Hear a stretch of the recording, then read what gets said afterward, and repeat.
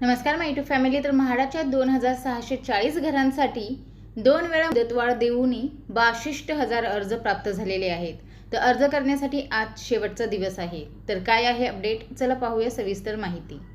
2 वेळा मुदतवाढ देऊनही म्हाडाच्या मुंबईतील 2640 घरांसाठी आतापर्यंत 88,763 अर्ज प्राप्त झाले आहेत।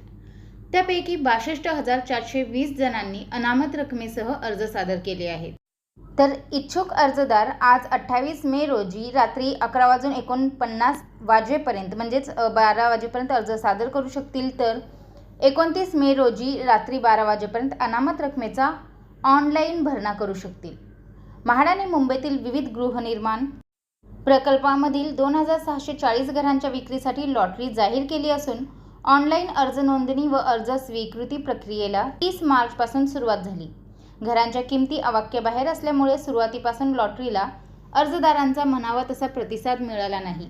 अर्जदारांची संख्या वाढावी यासाठी म्हाडाने 2 वेळा मुदतवाढ दिली। तसेच विक्रोळी प्रकल्पातील 1221 घरांच्या किमती या 7.5% कमी केल्या, तरीही अर्जसंख्येत म्हणावी तशी वाढ झाली नाही।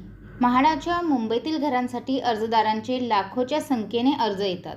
मुंबई मंडळातर्फे 2023 मध्ये 83 घरांसाठी काढलेल्या सोडतीसाठी 1,19,278 अर्जदारांनी अर्ज केले होते। तर सप्टेंबर 2024 मध्ये काढलेल्या 2030 घरांच्या सोडतीसाठी 1,13,811 अर्जदारांचे अनामत रकमेसह अर्ज केले होते।